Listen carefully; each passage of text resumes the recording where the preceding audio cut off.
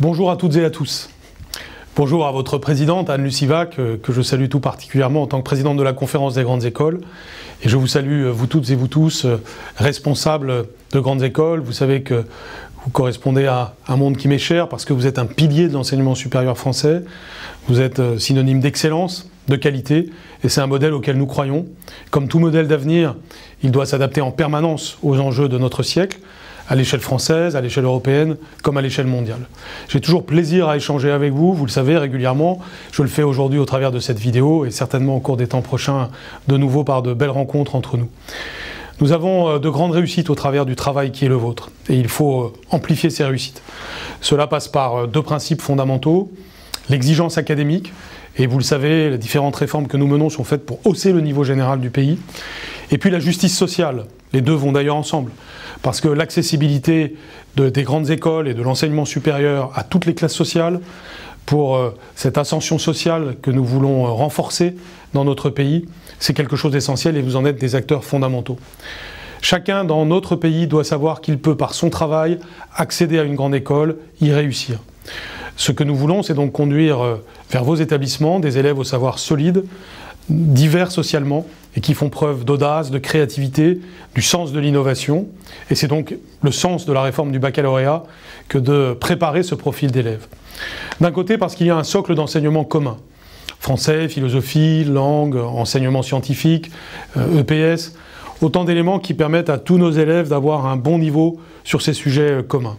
Et puis de l'autre, le système d'enseignement de spécialité que vous connaissez bien maintenant, avec 3 spécialités en première, 2 en terminale, qui permet de donner plus de choix aux élèves, de leur permettre donc de faire des matières qu'ils aiment et qu'ils vont davantage approfondir, de leur permettre de se poser des questions sur leur orientation dès la classe de seconde, ce qui à mes yeux est très important, parce qu'on me dit souvent, mais un élève de seconde ne sait pas le métier qu'il veut faire.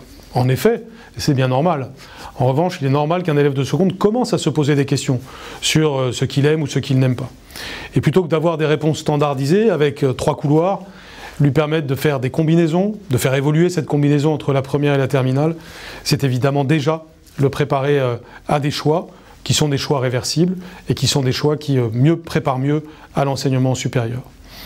En ayant plus choisi, ils approfondiront davantage.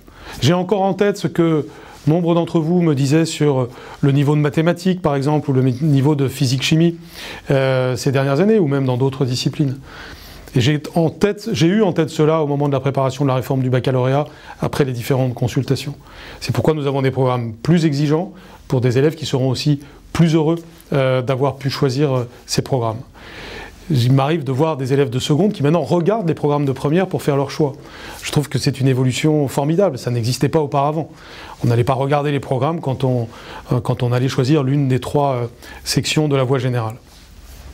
Les épreuves du baccalauréat accompagnent aussi cette transformation. Le contrôle continu est là pour valoriser le travail régulier des élèves. Et cela fait grand sens.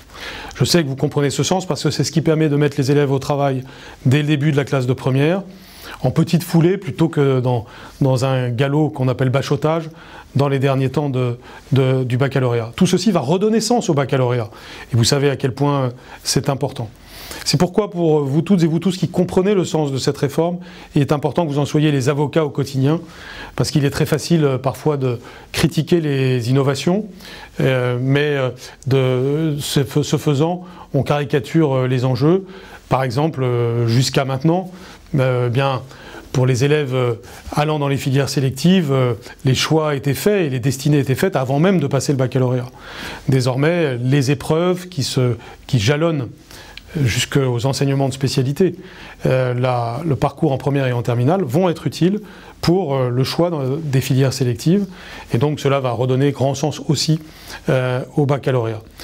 La dimension nationale du baccalauréat s'en trouve renforcée, de même que son sérieux. Les épreuves terminales permettent de donner la pleine mesure de l'excellence académique. Par exemple, le grand oral va permettre de davantage préparer les élèves à l'expression orale, et ce, dès l'école primaire. Un des enjeux de cette réforme, c'est la diversification des profils. Je sais que je peux compter sur vous pour accompagner cette évolution, parce que vous avez déjà pris beaucoup d'initiatives dans les temps passés pour cette diversification sociale. Mais désormais, vous aurez plus d'outils, plus de leviers pour cela. Par exemple, nous devons avoir plus de filles qui se dirigent vers les carrières informatiques et l'innovation que représente l'enseignement de spécialité numérique et sciences informatiques va vous y aider.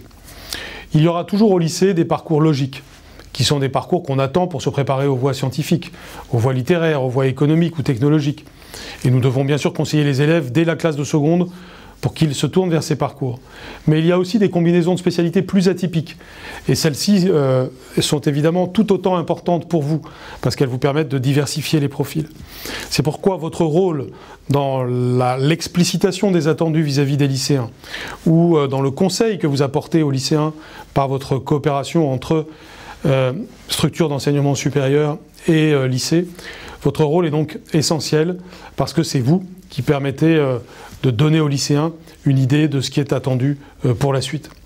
Il faut donc se préparer collectivement à accueillir ces publics plus diversifiés en proposant des formations adaptées dans l'enseignement supérieur, tenant compte des spécialisations au lycée. On voit bien l'interdépendance entre lycée, licence, comme on dit, entre Bac-3, Bac+3, et ce travail est en cours avec la filière CPGE, auquel participe naturellement la conférence des grandes écoles. Et je remercie évidemment la CGE pour cette implication de très grande qualité. Le nouveau lycée, c'est une force pour vous, parce qu'il va vous permettre d'accueillir des lycéens dont le parcours sera à la fois plus varié et plus solide. C'est quelque chose d'important pour le futur, c'est quelque chose qui permet de voir la cohérence d'ensemble, c'est quelque chose qui va aussi fortifier toutes vos idées de modernisation, d'adaptation. Parce que nous devons toujours aller plus dans le sens de la personnalisation des parcours, que ce soit au lycée ou après. Vous le savez, le sens de la réforme du baccalauréat peut se résumer en une phrase, c'est comment, en se préparant au baccalauréat, l'élève se prépare à ce qui le fait réussir après. Cet après, c'est vous. Vous pouvez donc être des acteurs fondamentaux de la réussite de cette évolution pour chacun de nos élèves et pour notre pays. Merci beaucoup.